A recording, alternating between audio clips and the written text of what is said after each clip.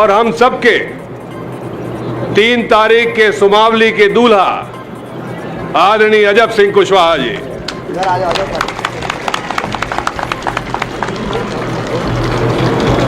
चेहरो ठीक ठाक है, दूल्हा ठीक है बॉय, बोलो, हाथ उठा के बोलो कि सही है कि नहीं है।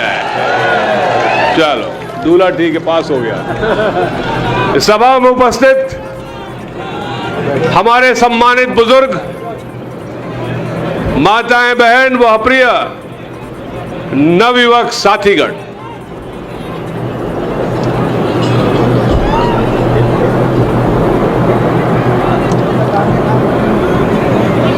मैं अपना थोड़ा परिचय बता दूं। आदरणीय कमलनाथ जी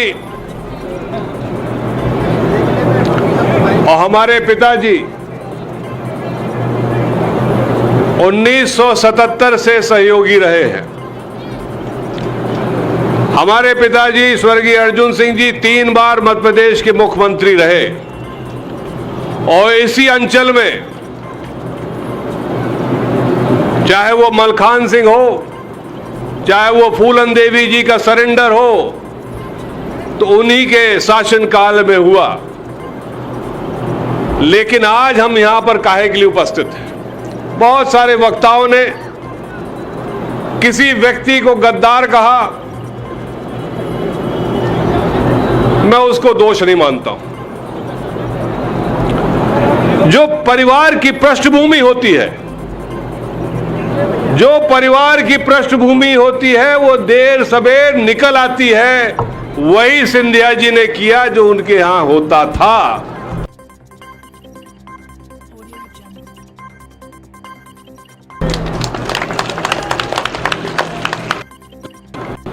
चुनाव की कोई आवश्यकता नहीं।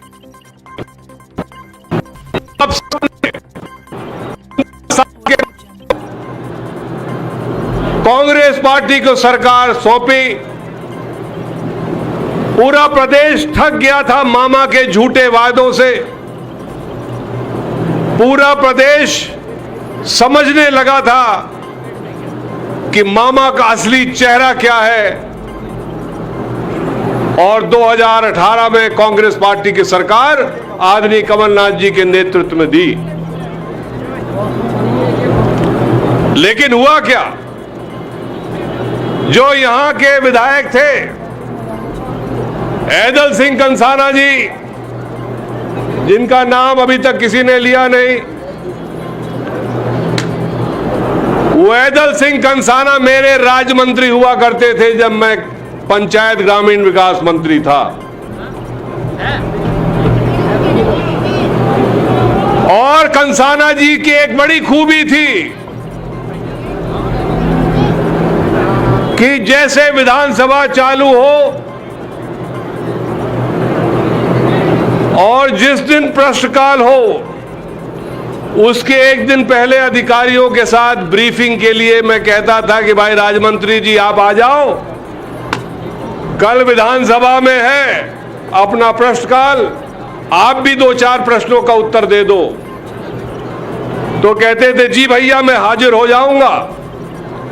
लेकिन शाम को फोन आए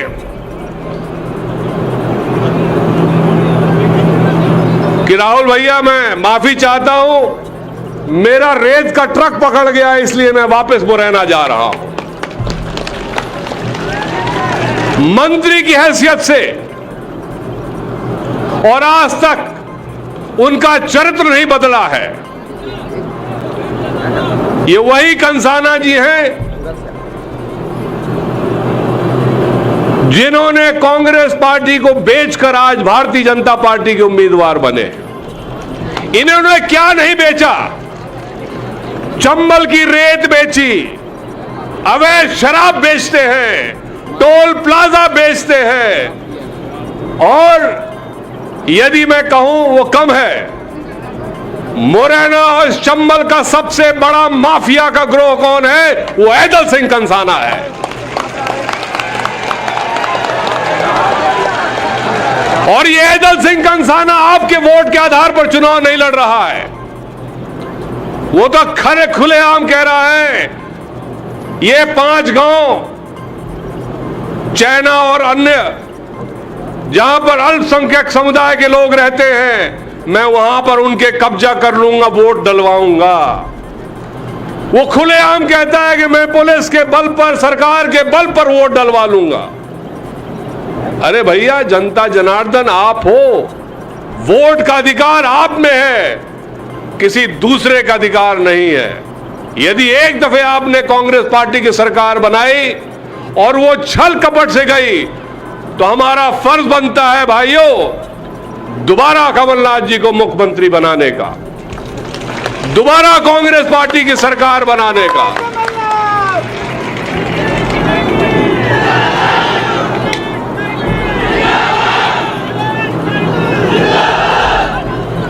भाई बृजेंद्र सिंह राठौड़ जी ने सही कहा कि मुरैना की तासीर अलग है। जब